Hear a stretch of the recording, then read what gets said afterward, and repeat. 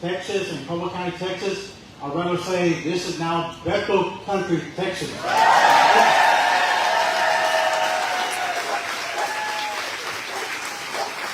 And the previous county chairman for Cobo County, I did this service for over 25 years.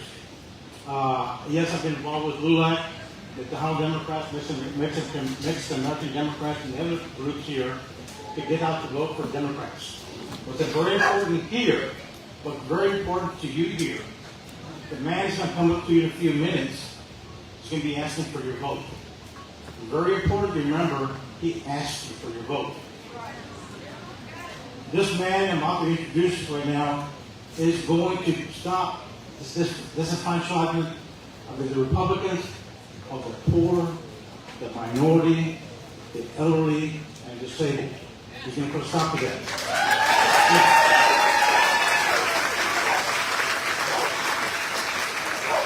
He knows the fight for Texas is not over.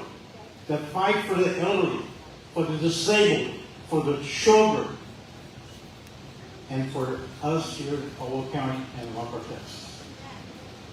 This is an opportunity for us here to change the dynamic of the state, and for once, we've been locked out of the governor's mansion for years. It's time to pay back the mansion.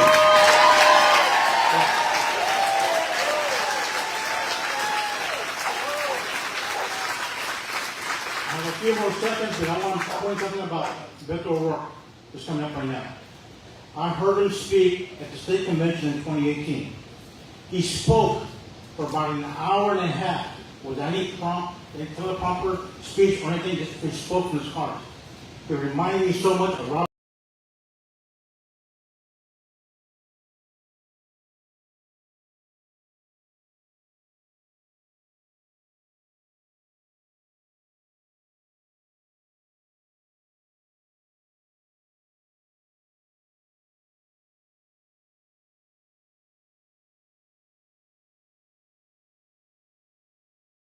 Kennedy, John Kennedy, in his speech, because he had the heart of the people for him. And like I mentioned right now, I'm about to introduce this gentleman here who came all the way to LOCKHART, and this is the second time he's been here. He's going to be asking for your vote. He's going to be asking for your spouses, friends, children's vote. It's very important that we get to the polls. We need to vote early. We need to bring people to the polls.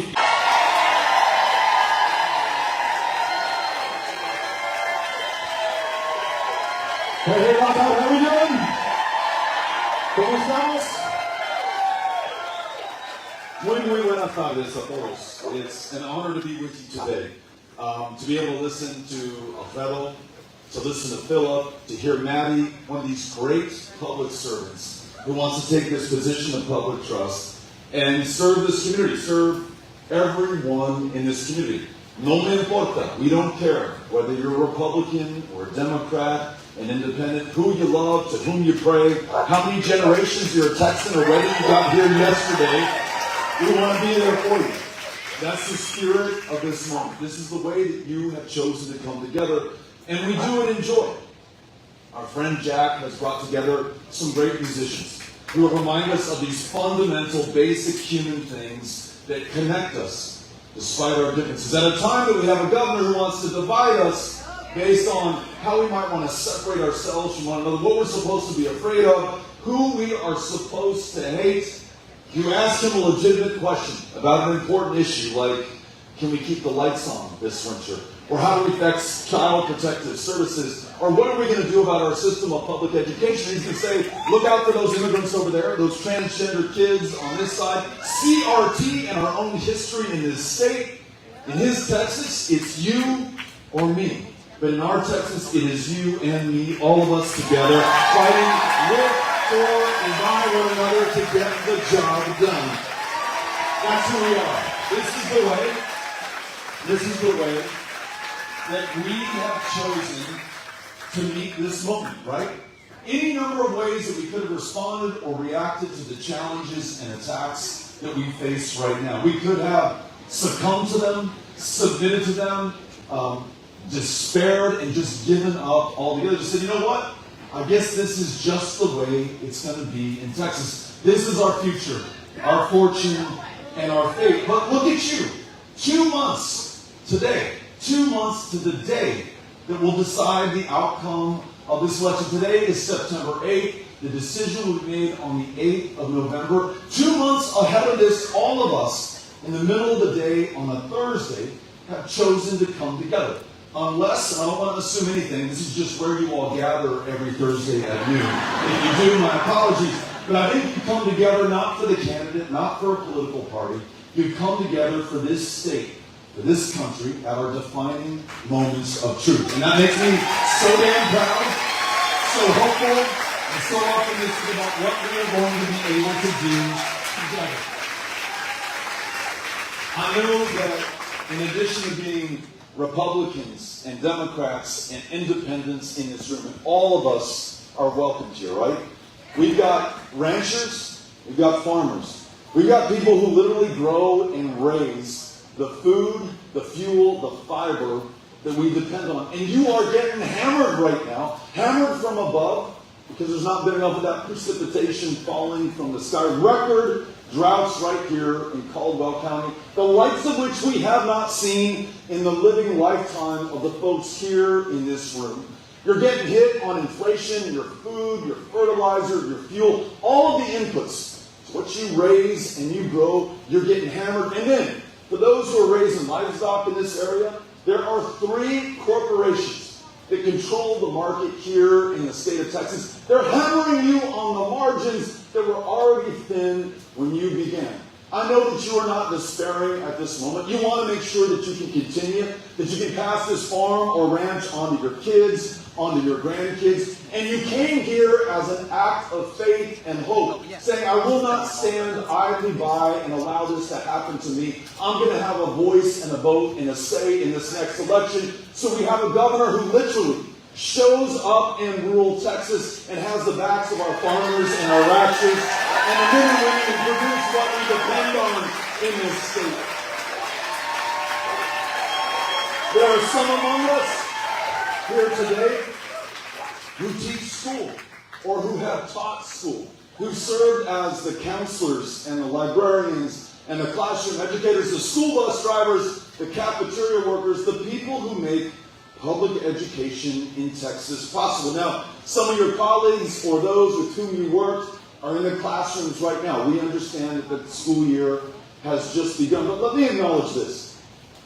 Though this is the toughest time to be in the hardest profession, you are doing everything that your community and these kids need from you now at this incredibly important moment in their lives. And you do it despite the fact that right here in Caldwell County, the school teacher on average is underpaid by $12,500 a year against the national average. Now, you are not $12,500 down from the highest paid teacher in America.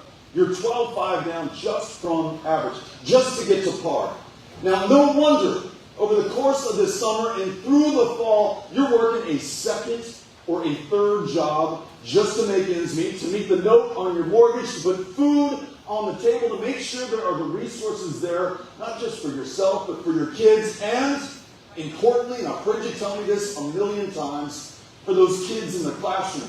We just saw a report released recently that said, on average, the Texas teacher spends $800 out of her own or his own pocket to decorate that classroom, to provide the notebooks and pens for the kids who are either too poor or too forgetful to show up with them. But we know that the true figure is far higher than that, because when that kid who's on free and reduced breakfast and lunch, you know they don't have a warm meal to go home to at the end of the day, out of your own pocket, as underpaid as you are, you ensure that they have the calories, the fuel to burn, so they can do that homework that you've assigned to them. That child who shows up in the same dirty pair of jeans, probably the same dirty pair of chonas underneath, Monday through Friday, who's holding his head down a little bit in shame, doesn't have the money or the resources or the clothes or the style that his classmates have. You buy that kid a new set of clothes over the weekend, so on Monday morning, he's holding his head high. He knows that he has just as much value and worth as anyone else. I just want you to know Number one, we are grateful for what you do day in and day out, and you need to hear it from us. Number two, we want to make sure that as you do your part, we do ours. And that means a few things. One, that we pay you enough so that you just work that one job, focusing on that child in front of you in the classroom, stoking their lifelong love of learning. Once we do that, there is no stopping her, the things that she will do, or any of us, right? We all benefit from what you all do in that classroom. I want to make sure that you have every ability to focus on your job. And here's something related to that you told me. Hey, Beto, when I have to take not hours, not days, weeks, months to prepare these kids for a high-stakes, high-pressure, standardized test that will never effectively measure their potential or the effort that I'm expending on their behalf, I'm taking away from the opportunity to allow them to reveal their genius and live and rise to their full potential. So listening to you, we are going to cancel the STAR test in the state of Texas. And we're going to have some help because I'm going to name a classroom teacher as the next TEA commissioner in the state of Texas. We're going to get that done. And for those retired educators who are here with us, I hear you loud and clear. You have not received a cost of living adjustment in the last 18 years. Imagine every cost that has gone up since then, just over this last year, much less the last 17 years before this last year. Y además, and in addition, there's something called the WEP, the Windfall Elimination Provision, that says that when you took that second and third job on and you paid into Social Security, just like every working American, you cannot draw back that earned benefit. We punish you for public service. Now, we got a research department looking into why we ever passed a law like this. The best that we can surmise is that Texans were sick and tired of how filthy rich retired teachers were getting in this state, right? Living in those big mansions, burning $1,000 bills right in front of our eyes. We were sick of it. We were going to make sure that we punish those retired teachers. There is no good reason for what we are doing to those who gave the best years of their lives to all of us. So, to the retired teachers out there, know this. We're going to make sure there's a cost of living adjustment every single year going forward so you can afford to enjoy your retirement. You deserve it. And let me say this. We never talk about this stuff. And so it's hard for me to do this publicly. But there are many among us here who may struggle with mental health care challenges. And we did the research, and we cannot find evidence that there's a full-time psychiatrist in Caldwell County to serve anybody here among us. In fact, in Texas, we rank 51st in the nation behind every other state and the District of Columbia in the ability to see a mental health care provider. So in meetings just like these, folks just like you have stood up and said, you know what, Beto, my son, my sister, my parents, they will literally try to get arrested on purpose because they're untreated schizophrenia or bipolar disorder or clinical depression. They don't qualify for Medicaid in the state. They don't make enough to have private insurance. The county jail is the one place, however insufficient it might be and how immoral this is, that I get any kind of care that I need. Maybe a bed, a change of clothes, some supervision, maybe if I'm lucky, a prescription temporarily to some psychotropic medication, and that's it. Our county jails in this state are in fact the largest provider of mental health care services in this state. And ladies and gentlemen, we do not lack for resources, nor do we lack for wealth. This is a $2 trillion economy, the 9th largest on the planet.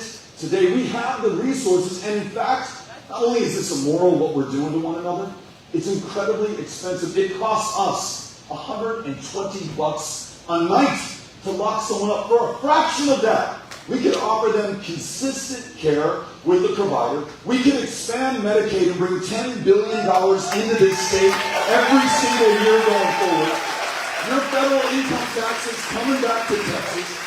Hire the psychiatrists and psychologists and therapists and social workers that we need right here in Caldwell County so that, this is a radical proposition here, all of us can be healthy enough and well enough to finish our education, to go to work, to raise our families, to start a small business and hire other people to do whatever you were placed on this planet to do in the first place. We just want to make sure that you're well enough to get it done. And lest you think this is some kind of democratic, super liberal plot to take over this state, this state came up with Medicaid in 1965. The first Texas president, Lyndon Baines Johnson, who was very familiar with Lockhart, Texas, who just thought you shouldn't be too poor or too unfortunate to get the care that could literally save your life. And all four of our border states, 3 with Republican governors, have taken the deal on Medicaid expansion.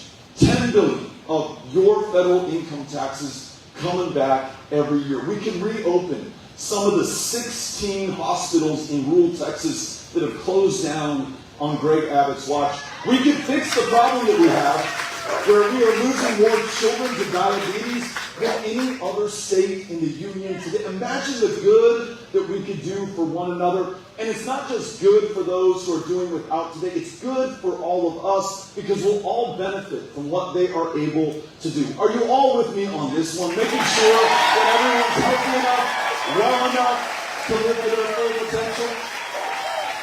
So for those going without, you've given me hope that you're here today. You're meeting this darkness and these challenges with your faith, your optimism, your hope, and also your action. The only way that we're going to overcome this is by winning in November. The only way that we're going to win in November is through you. It will not be the candidate. It will not be the political party. It won't even be this dog that we heard barking at times as we were having this conversation. And just remember, every time this dog barks, we register a new voter in the state of Texas. That's the way that this works. So we are glad that this dog is here. You know, it's you showing up at the doors of those voters who are going to decide the outcome of this election. You know that no state is more voter suppressed, more voter intimidated than this one. This is the toughest in the union in which to cast a ballot or to register to vote. And it's not tough for everybody. Let me just say the quiet part out loud. Certain people are targeted for suppression and intimidation. 750 polling places, for example, have been closed in this state over the last 10 years. That's twice the number as the next closest state. And when you look at where those closures are, they're in the fastest growing black and brown neighborhoods across the state of Texas on election day. I promise you're going to see images beaming from Houston, Texas, right outside one of our great historically black colleges, TSU, of voters waiting in a line 6 hours deep. And part of you is like, holy smokes, that's amazing that someone's going to wait 6 hours in order to vote. They're my hero. But that pride that you feel in that individual is quickly overwhelmed by the shame that you feel about this state, that we would subject anyone to that indignity. Imagine those working $7.25 an hour, working not 1 but 2 or 3 of those jobs, who literally do not have the time to wait in a line 6 hours. People raising their kids, folks taking care of their parents, people who just say, you know what, the heck with that. I'm not going to be in this line for 6 hours in my own democracy. I want to be treated just as every other American is. So I want to tell you this.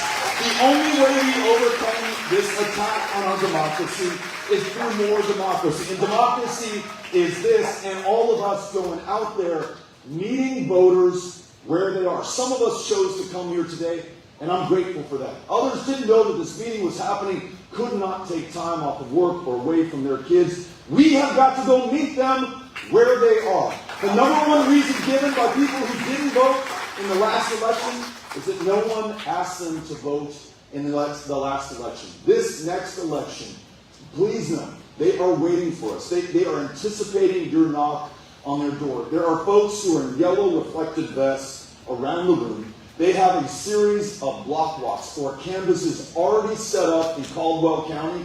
They will sign you up to join others in this community to go knock on those doors. And I promise you, we'll put you on the very doors of those who are the targets of suppression and intimidation. And won't it be something if on election night, the very people who were not supposed to participate in this election are the ones who provide the margin of victory when we win it, right? We're going to do it. All right. One thing that I want to make sure that I give all of us is the argument for why we need change. I talked about some of the challenges under which you're laboring today, some of the darkness that has descended on this state, but I want to give it to you by the numbers so that we can share with our family members. Our Republican mother-in-law, who voted for Abbott every single time he's been on the ballot, but does not like what's going on in this state, but wonders whether this is the time to change horses.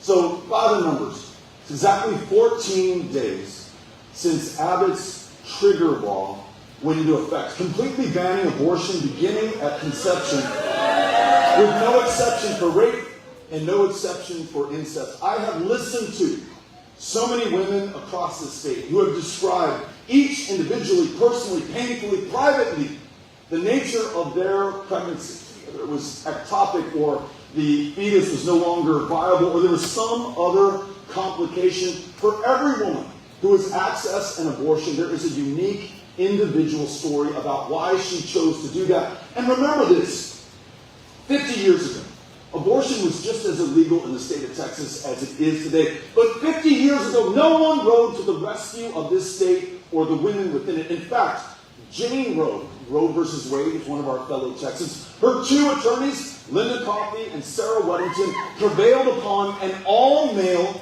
United States Supreme Court and won protection for the right to privacy to make these decisions without interference from the government. If Texas women won it 50 years ago, I bet you Texas women are going to win it back in 2022. It has been, to give you another number, it's been 15 weeks and 2 days. We count every single one of them.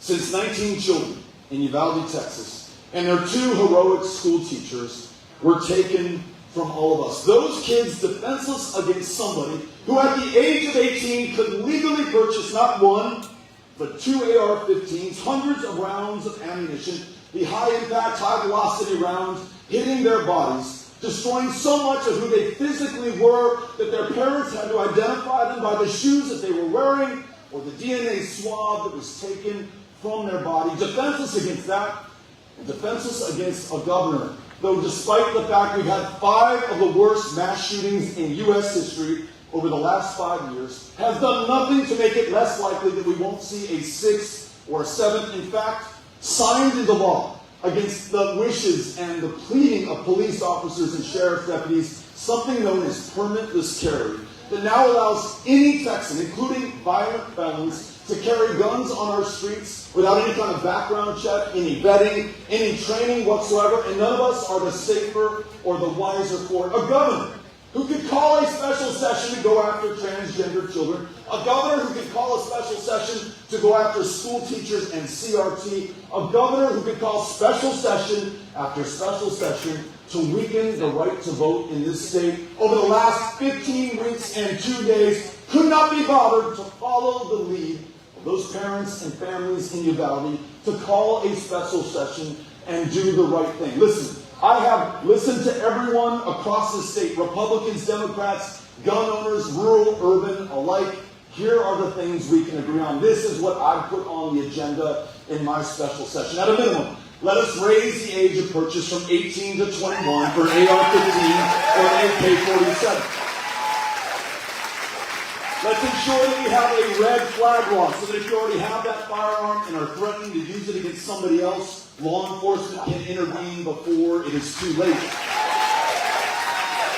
I have yet to meet the gun owner who will argue the point on this one. You do have a background check today at a federally licensed gun dealer, but if you buy from a private seller, there's no requirement to make sure that you're not going to be a danger to yourself or to anyone else in this community. Let's go for universal background checks in the state of Texas. There's an answer to this. We'll save more lives while defending the Second Amendment. We're Texans, we understand this. We will get it done. Another number for you. 18 months since the man in the highest position of power could not keep the power flowing to the people that he was supposed to serve. 18 months ago, as the temperature dropped in the state of Texas, We literally couldn't keep the lights on, the heat running, or the water flowing because it had frozen in your pipes, not for minutes or hours, but for days, and in some parts of this state, for weeks. 700 at least Texans lost their lives. An 11-year-old boy in Conroe, Texas, his mom could not pile enough blankets on his shivering body, and he froze to death in his home in the energy capital of the world. 75-year-old Vietnam-era veteran. This guy who willingly served this country in a war that America didn't understand, came home, not to ticker tape parades or thank you for your service, at best the indifference of his fellow Americans, but got after it, put his head down, raised his family, built up his community. That 75-year-old veteran died of hypothermia in his truck, trying to charge his oxygen tank because the electricity was no longer on in his home. While that was happening, and your junior senator was at the Ritz-Carlton in Cancun, Mexico, and your governor was on Fox News blaming this, Greg Abbott ordered that the price of electricity be set at its highest allowable limit. That meant that gas soon began to trade in this state at 200 times the going rate. Utilities went into bankruptcy. Others took billions of dollars in debt on. His biggest campaign contributors made $11 billion in profit over the course of just 5 days last February. And to add insult to injury, he has yet to fix the grid or address the problem or make it any less likely that we'll be freezing in our homes this next February. And he's left you and me and every other ratepayer in this state holding the bag. On average, our utility bills have gone up $45 a month in Texas because of Greg Abbott. When you compound that with your rising telephone and internet bills because he vetoed the Universal Service Fund, or the $20 billion increase in property taxes since he took office, we now realize he's the single greatest driver of inflation in the state of Texas. There's an answer to that as well. We win this election. We weatherize the grid. We connect ERCOT with the national grid so we can drop down power when we need it. And we take those bastards who stole the $11 billion from us and get every penny back for the ratepayer in the state of Texas. The last number I'll leave you with, and then I'm looking forward to taking your questions, hearing what's on your mind, is 8 years. It's been almost 8 years since Greg Abbott was first sworn into the highest position of power and public trust in this state. I've mentioned the consequences of that in our public education system, in our grid, in the gun violence that we see in our communities, in the attacks that we find ourselves weathering, and some will succumb to against women, against the LGBTQ community, against immigrants in the state of Texas. Now, because he has no record or accomplishments on which to run, no vision or strategy to offer us to look forward to, he's going to try to win this one on fear and on hatred. He's going to talk about the border more than he'll talk about anything else. You ask him about any legitimate issue, he's going to point to those Mexicans, the invasion that's coming to get us right now, the criminals, the rapists, the people that we are supposed to be afraid of. Now, I know present company understands that though we all came here in a different ship at a different time, today we're in the same boat. And that is the genius of this state and of this country. Whether your family first came here 15,000 years ago and you are indigenous to this land, whether you were brought here against your will and forced to build the success and the wealth of this country, though you could take no part in it, and your descendants are struggling now to get their fair share, or like the O'Rourke's in the 19th century, you fled famine. To return to Ireland meant certain death, and so you came to the one place on the planet that would take you in. That is our story, and it continues today. Those making that 2,000-mile journey, literally the length of this continent, from some of the deadliest countries anywhere on earth today, are just part of this tradition that has made this country so great in the first place. And before any of us are tempted to succumb to the fear that he will try to stoke, the vilification, the demonization of immigrants, think about them as our fellow human beings. Think about those who willingly climbed into the back of that trailer which they found in San Antonio with 53 dead human beings. What would cause you to get into the back of a hot trailer with no air conditioning in the middle of the summer in Texas? And now think about this, and I know it's hard to do for the parents and grandparents in the room. Once you're in that trailer, what would cause you to reach down and grab hold of your 11-year-old daughter's hand and lift her up into that trailer with you? You don't do it to come here and hurt people or steal someone's job or place in our society. You do it because you literally have no other choice. I've got an 11-year-old at home. The only reason I would do that is if I had no other option but to save that child's life through this action. Today, though, instead of a solution to this challenge, we have stunts. We have sending migrants on buses to D.C. or Chicago or New York. We have a governor who's proud of the 1.5 miles of wall that he built, more of a public art installation than a security device, if you ask me. The 10,000 involuntarily activated Guard members taken from their families, including right here in Lockhart, without a week's notice, to say goodbye to their kids, to their career, to their community, for a 1-year deployment. Ladies and gentlemen, 8 of those Guard members have lost their lives so far. 4 of them have taken their lives, 4 more died in questionable circumstances. Not a single one of them was taken from us by a single immigrant. So instead of these stunts, the vilification and the demonization, which, by the way, leads to things like the shooting in El Paso, which claimed 23 of my neighbors by someone armed with an AK-47, repeating this rhetoric used by the governor and the former president, saying that he came to El Paso, he came to kill because he was going to repel the Hispanic invasion of Texas. Instead of any of that, let us get back to solutions. And this is what I propose to you, because I'm listening. But we want you to follow the law. And we want to make sure that on our part, we upgrade our laws so they reflect our values, our needs, our reality here on the ground. Ronald Reagan was the last administration under which we had a comprehensive rewrite of our immigration laws. So think about this. You want to come and pick onions in Brownsville, or fix fence in America, or work in the slaughterhouse in the Panhandle. You want to come write code in Austin, Texas, start a business and hire people right here in Lockhart in this community. At every end of the economic spectrum, you want to come here to do better for yourself and your family, but in so doing, you want to do better for all of us. I just want to make sure there is a safe, legal, orderly path for you to be able to do that. You want to come here and join family?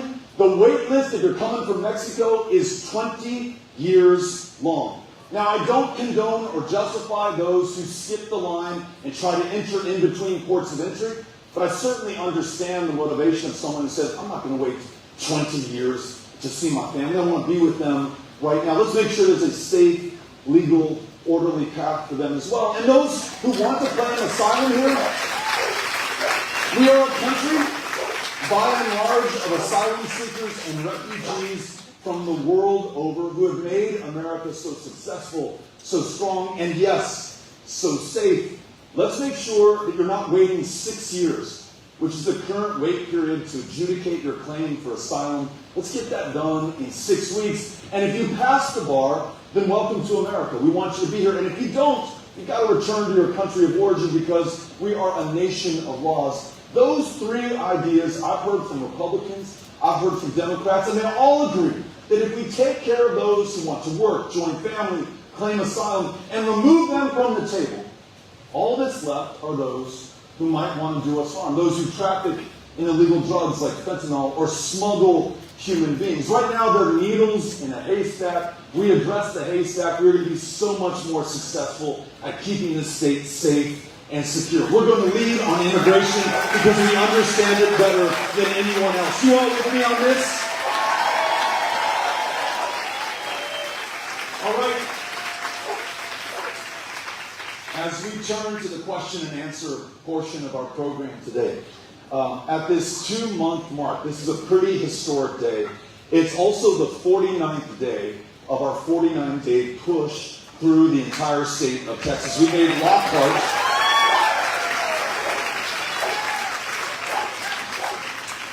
Lockhart the community in which we launched the very final push, these 60 days. We made Lockhart the community that culminates these 49 days of travel through the biggest and smallest communities in the state of Texas. I offer you this. I've talked about how hopeful it makes me to see you here, the way you have chosen to meet this moment and the challenges before us. So think about this going forward as you're knocking on those doors and sweating out there in this hot sun. Few generations are as fortunate or lucky as ours to have the chance to fight for everything that matters to all of us at this moment of truth. The stakes could not be any higher. In 1965, inspired by John Lewis, LBJ, the first Texas president, convenes a joint session of Congress, and he's looking at what Lewis did but a week before in March of that year, trying to cross the Edmund Pettus Bridge, standing up for his own civil rights and the right to vote, and almost being beaten to death in the process. And LBJ in that speech to Congress says, as it was at Concord in 1776 and the Revolutionary War that secured our independence and began this democracy, as it was in Appomattox in 1865, so it is today in 1965. In other words, this generation he was talking about then is standing up and fighting for the most fundamental values that make us Americans. I tell you, here today, in 2022, in the state of Texas, where every right that we cherish, every freedom that makes us strong is under attack, unlike any other place in the country, we are in that same line of heroes who get to stand up and fight for what makes this country great. Remember that as you're knocking on those doors. And remember how you want to feel on the night of this election. And imagine how nice that cold beer tastes at the end of that block walking session out there in the sun. We get to do this. We get to win this one for Texas and America, and we're going to do it together. You all ready to win? I'm ready to do this with you, for you, and by you. Thank you, LOCKHART, for coming out. Cynthia Cano in the yellow shirt's got the other microphone.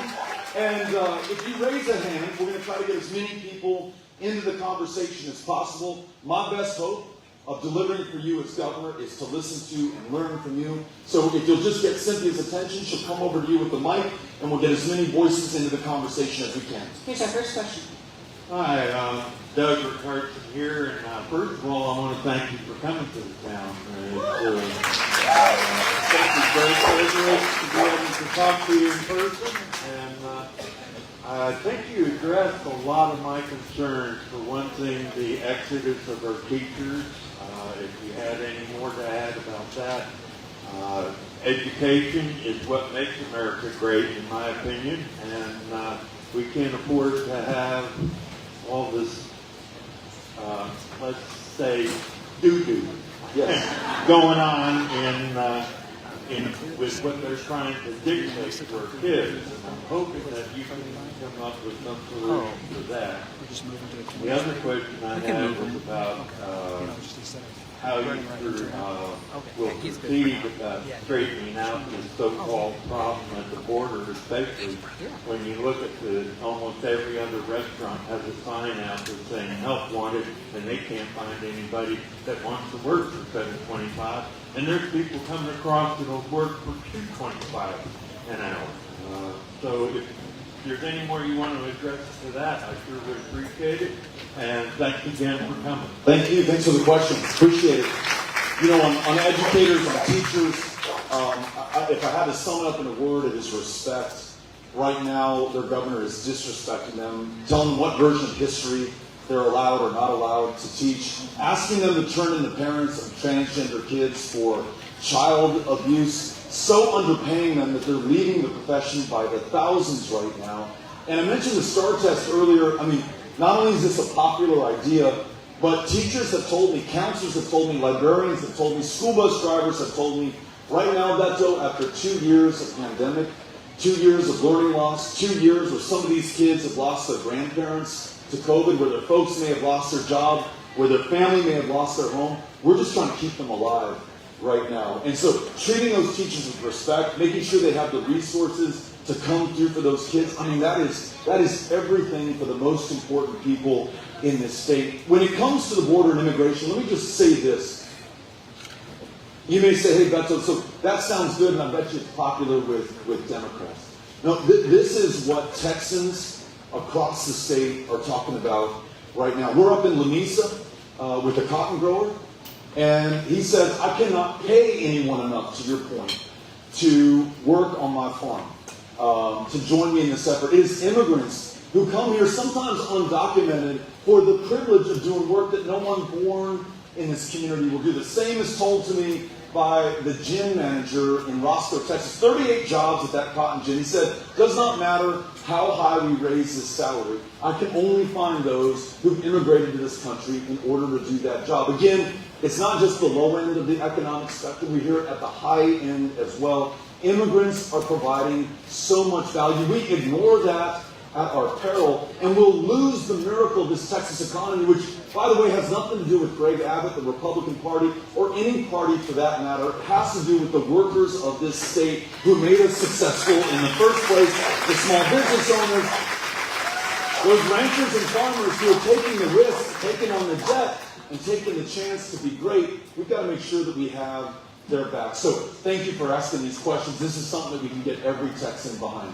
To your left, Beto. Keep moving back here. Gotcha. Hey, Beto. Got a question for you about legalization of marijuana. Every other state that has done this has benefited from the financial influx to that state. Texas being right here on the border, it's coming in anyway. Those are jobs we can give Texas farmers. What you got to do about it, buddy? We're going to legalize marijuana in the state of Texas. We're going to do it for the reasons that you just gave us. We're going to do it because so many veterans like Maddie, who served this country, have come to me and said, listen, I go to the VA to get help for my service-connected injury, which I sustained while putting my life on the line for everybody here. The VA is all too happy to prescribe me an opioid, to which I may become addicted, from which I may die, as tens of thousands of our fellow Americans have. Or I could use this substance that alleviates my symptoms, increases my appetite, allows me to sleep again, makes life worth living for me. But I'm a criminal in this state in the eyes of the law. And in addition, y además, this warrants saying. We know that Texans of all backgrounds, all ethnicities, all races use marijuana at roughly the same rate. But we also know disproportionately that it is black and brown Texans who are stopped, who are frisked, who are found in possession, who are incarcerated, who upon release have to check a box on every employment application form saying that they have that conviction. In a country that imprisons more of its own than any other country on the planet. Say what you will about Iran, about North Korea, about Russia, about China. We put more of our own behind bars than does anyone else. And the state of Texas imprisons more of its own people than any other state in the union. And they're disproportionately black and brown. They're very often for nonviolent drug offenses. So, in addition, we must expunge the arrest records for everyone who has served time for marijuana possession, a substance that, as you said, is legal in most of the rest of the country already. Time for us to get on board. Thank you.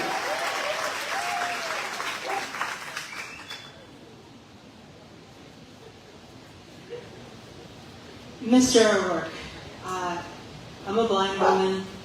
I was born with glaucoma in 1986. First time I applied for disability, I was 18 years old, and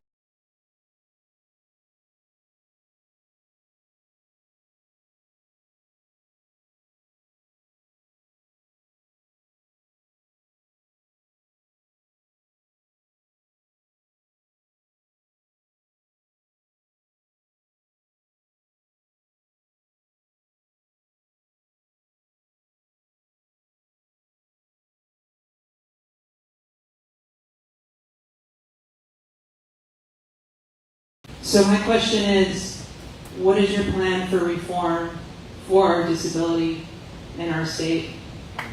Thank you for asking that question. Thank you for being here. Thank you for sharing your story.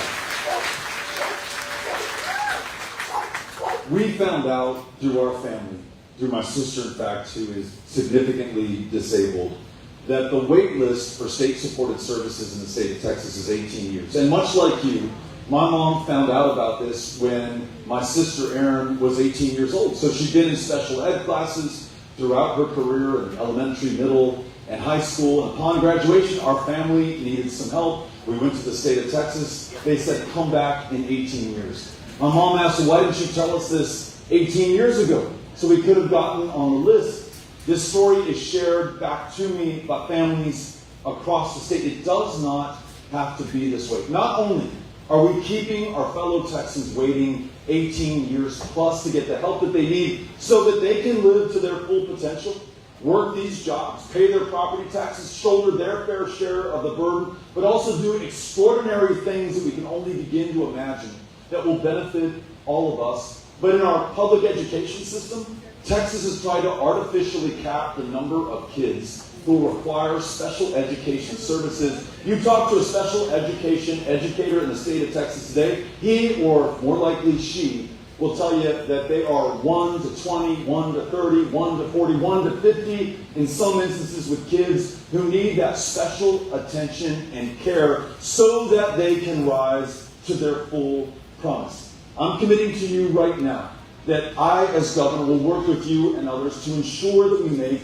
the necessary investments. I mentioned marijuana earlier. The connection here is that Colorado used to have an 18-year wait list for state-supported services. When they legalized marijuana and taxed the regulated, controlled sale of that substance, they were able to bring the wait time under a year. We would pick up $1 billion to the positive if we did that in the state of Texas.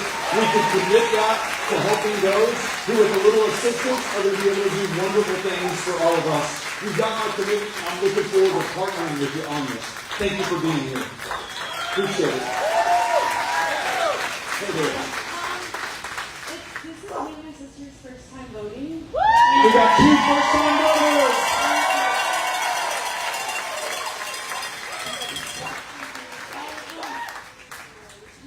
We're also college students at public university, and after the new gun laws, we've been really like universities have been like part of the conversation of like protection on campus and stuff. So I guess I was just wondering like what your plan is to also protect like college campuses and universities that aren't like secured like. Absolutely. Thank you for this question. I mentioned to you earlier, I've got children who are a little bit younger than you. 15, who's about to be 16, 14-year-old, 11-year-old, who's about to be 12. Though they're not on college campuses, they're in schools, and they fully recognize that not a single thing has changed in the last 15 weeks and 2 days since Uvalde. They're going into classrooms no better protected than those kids in Uvalde were 15 weeks and 2 days ago. Not lost on them.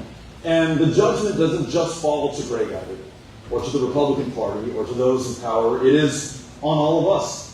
They also understand this is a democracy, government of, by, and for the people. Until this changes, this is on me. They are my conscience. I answer to them ultimately. I want to make sure that I make them proud. I want to make sure that I make you proud. So, at every major turn of American history, I gave the summarization of LBJ's speech in '65, right? He's talking about Concord. He's talking about Appomattox. We could throw in 1944, the beaches of Normandy. We could talk about those young civil rights and voting rights marchers, some of whom lost their lives in a fight to make sure that all of us could participate in this democracy. What do they have in common? All of them were among the youngest in the country at that time. 17-year-olds and 18-year-olds landing on those beaches. All of them went over. Not all of them came back home. Those who joined John Lewis, who was only 24 years old, by the way, when he was on that bridge, just a little bit older than you, were younger than he was at the time. The Freedom Riders took their lives in their hands, getting on those Greyhound buses, traveling through the states of the former Confederacy, getting firebombed, beaten bloody, and arrested for their courage and heroism. What we have today was won through their service, their struggle, and their sacrifice. And I'm just going to argue to you that as it was then, so it is today. I do not expect you to be the leader of tomorrow. You are the leader right now of this moment. You just stood up and told all of us you are voting in your first election right here in the state of Texas.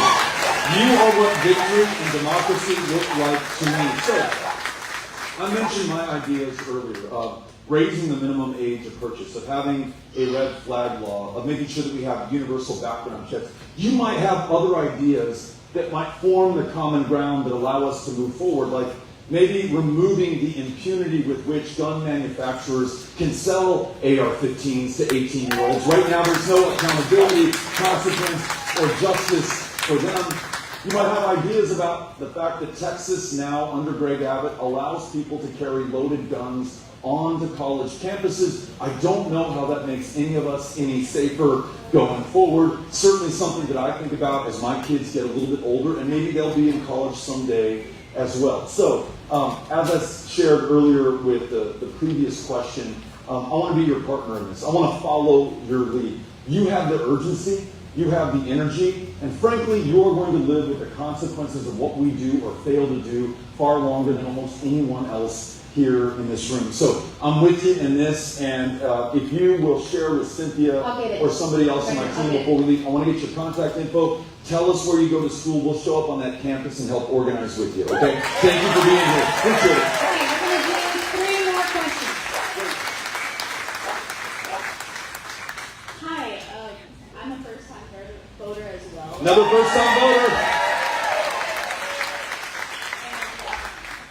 Abbott has made it very explicitly clear that he was anti-LGBTQ and has even threatened to take away stuff like gay marriage and tell people who are supportive of their trans children that they're child abusers. And I just wanted to know your view and what you plan on doing to combat that. Thanks for being here. Thanks for voting in this election. Yeah, it amazes me that we have 32,000 kids in the foster care system. 7 years ago, when federal judge Janice Jack looked at this system comprehensively, to all of us, these kids in this system,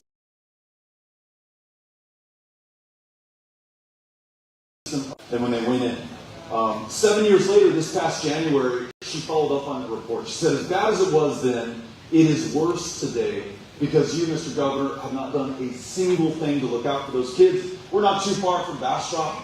We all read the story about young girls, 11, 12, 13 years old, who had been trafficked for their bodies, for sex in this state, rescued by the state of Texas, turned over to a private provider because Greg Abbott is privatizing the care for the most vulnerable among us. And God only knows what has happened to those girls since there are conflicting reports, but at a minimum we know that they've been abused. What's his answer to that?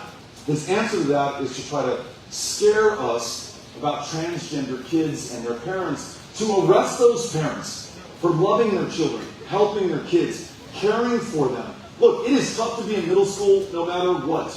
Even tougher, imagine if you are transgender. Imagine the love that requires on the part of that mom and dad to be there for that kid at that moment. And the governor's answer is to accuse those parents of child abuse. The consequence of that is if the charge is sustained, that child, as is every other child in the household, is taken from that family and placed where? Into CPS custody and care, where more than 100 children have died just since 2020. Hundreds more have been trafficked. So what's our answer to this? It can't just be to stop the bad stuff. I mean, you expect me, and this is the lowest bar possible, not to go after the parents of transgender kids, and I won't do that, right? But we've got to be able to do more, because I'll tell you, in Texas today, though it's not okay or all right by any of us, it is perfectly legal to fire somebody because they're gay. It is legal to refuse to hire somebody because they live in a same-sex household. You can refuse to adopt a child out of CPS care. Remember, 32,000 kids in that system that's gone from bad to worse. You can refuse to adopt to a family that is gay or part of the LGBTQ community. So not only must we stop the bad stuff coming down the pike, and as you alluded to, Justice Clarence Thomas, in his concurring opinion to the Dobbs decision that overturned Roe v. Wade, said, hey, Texas, America, next on the chopping block is your right to contraception. Following that is same-sex intimacy. We're going to revive the sodomy laws in your states. And then following that is marriage equality. We've got to wake up to the fact that no victory is final. This fight is never over. We've got to be there by and for one another. So I want you to know that I've got your back. We are going to cannot just fight back. We are going to win, and we're going to keep it up until everyone is treated equally in this state under the laws of this state. Thank you for being here. To your right. Got you. Hello, my name is Victoria. Hi, This Victoria. is Hossy Boy, by the way. He's my daddy's service dog in training, and he's a Bethel fan. I can tell. My dad raised me by himself, and we dealt with homelessness when I was in high school. And there was a lot of programs that helped us as far as the Salvation Army and things like that go. And now we're doing so much better, and I'm even in college to study immigration law now. But All right. my question is, there are a lot of fathers who put their lives on the line, who dedicate their lives to their children. And a lot of fathers' rights are being taken away. And it leads to things like homelessness, and children not having that relationship, that bond that daughters should have with their fathers. So my question is two parts, basically. For one is, what type of changes can we expect for fathers' rights? And what kind of changes can we expect for homelessness? Because that was not an easy thing to deal with as a teenager. Thank you for being here. And for this great question. And for having the courage to share your story. And for making us all so happy every time that dog barks, because we know we bring another voter onto the roll. In answer to the last question, I ended by saying that we should expect that all of us are treated equally under the law. And that means fathers, that means mothers, for that matter. It means parents. And it's connected to what we were talking about when it comes to CPS. I mean, does anyone want their child to be turned over to state custody, to maybe be sent to a private provider in Bastrop? Probably not. And what I've learned from foster parents, as I've listened to you all across the state, is it's more than just fostering the child, it's fostering the family. They remind me that, hey, my dad, someone might say at a meeting like this, he was working a $7.25 an hour job, 13 years after the minimum wage was set at $7.25 an hour. He wasn't working one of them. He was working 3 of them. Do you think I ever saw him? And as much as he worked, he didn't qualify for Medicaid in the state of Texas. So his untreated schizophrenia made it even harder for him to be the parent that he wanted to be. Raising the minimum wage to at a minimum $15 an hour, expanding Medicaid so that you can see a doctor, prioritizing access to mental health care. Imagine what that would do for those who today are experiencing homelessness or are losing their children to CPS custody. And then if in addition, we actually prioritize the houses and the homes that we're talking about, when I listen to those, and I do, who are experiencing homelessness, and I ask dumb questions like, why don't you get a job? And with that job, you'll be able to buy a home or pay the rent on an apartment. They very generously and graciously say, hey, Beto, maybe you don't know how this works. But without a roof over my head, without a home to go to, without a shower that I can take, wearing the same grubby clothes day in, day out, without an address to put down on the employment application form, I'm not getting a job. It all begins with a home or a house. The state of Texas has more than $40 billion in surplus today. Much of that federal money, by the way, is passing through that can be invested in the well-being of the people of this state. The state of Texas has created financing mechanisms like tax credit financing for housing in communities like this one, where appraisals are going through the roof because we are not building enough housing stock quickly enough. There are things that we can do in these positions of public trust to help those who with a hand up are going to be unstoppable, unbeatable over the course of their lives, as you and your father's dog have just proven to us. You are on your path to becoming an immigration lawyer, and with me solving the challenges that we have at our border and our immigration system today, and you rose up from these challenges with this help. Let's make sure that more people have that opportunity. Thanks for asking the question. Appreciate it. Other side room to your left, and this is going to be our last question. Hi, I'm a little nervous. My name's Laura. This is my 13-year-old daughter, Caitlin. Caitlin. She's a big fan. My question tonight has to do with families like ours. I brought my daughter here so that she could represent families like ours in the community. I don't see enough of it. And she was born with some profound disabilities. Now, living in the state of Texas, we don't have the best record for taking care of kids like my daughter. She's on a Medicaid waiver list that she was on for 9 years before she reached to the top. And this list that actually goes over 18 years old, she's like 40,000 on the list, and she's been on it for 10 years. And the problem is just not even funding the wait list so kids can get services. When they get to the top of the list, there's no help. The pay raise for caregivers is $10 an hour. And find me someone who wants to work 40 hours a week changing diapers and feeding tubes for $10 an hour. It's impossible. So either we need to do something about raising the pay rate for caregivers in the state, or even better, we need to start paying parents, because what happens when you don't have parents? I can't go to work because my daughter is 25. Who's going to help a family like mine? We live in abject poverty. I have no health care because I can't afford to pay for it, and the income level for Medicaid in Texas is $247 a month. I mean, that's how much you have to earn to disqualify you from Medicaid. So I haven't had health insurance for years. Who's taking care of my kid? And what we need to do is some of the other states are starting to pay parents, so we can have a living income and take care of our children. Are you for a program like that? Paying parents to help take care of our kids. There's hundreds of thousands of them. And I haven't heard enough about this. I'm so glad you're here. Thank you. And I'm so glad Caitlin's here. This is why I'm here and why we take questions and hear stories from the people that we want to serve. There is no corporation that is cutting fat contribution checks to politicians to get access for kids like your daughter. There's no political action committee that's going to draw the focus and investment that she and you need. Somebody here said, as you were talking about who's going to take care of your daughter, someone asked, who's going to take care of you? You need some help too, right? This is 24 hours a day, 7 days a week, 365 days a year for you. This is your life because it is her life.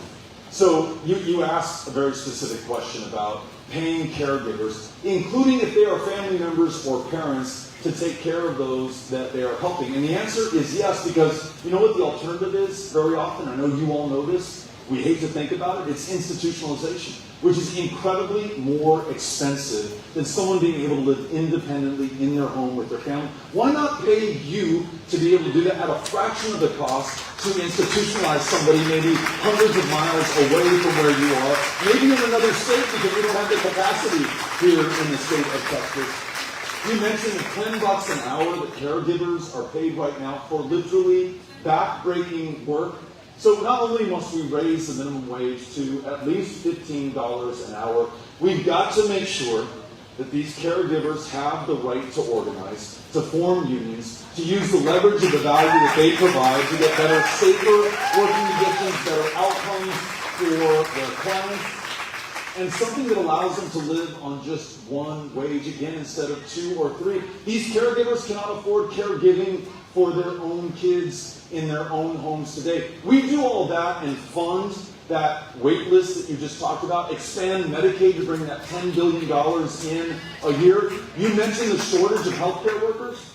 We're 20,000 nurses short in the state of Texas today because instead of congratulating them, thanking them, being grateful for them, we really attack them, force them into travel nursing in other states and other professions altogether. I want to make sure that we not only pay them enough, but that we bring enough new nurses online so that their burden is not so great that they burn out. We can do that as well. And imagine this, last idea. I mentioned that there are 0 psychiatrists in this community, and maybe not many more psychologists or therapists or social workers. That is true, by the way, for so many counties across the state of Texas. What if we do this? This is actually to revive a program that used to exist in the good old days of Texas. If you are in an in-demand community, and there's an underserved population in this community, what if we were to pay to grow our own? Let's say you grew up here in Lockhart, you graduate from high school, you cannot afford college or medical school.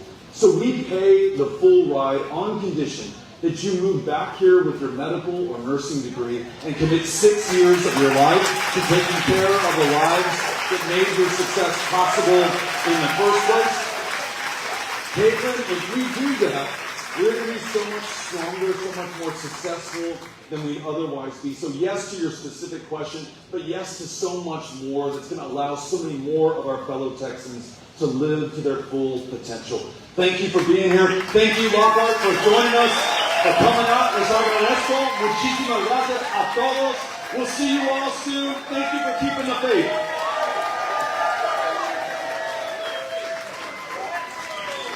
Thank you all so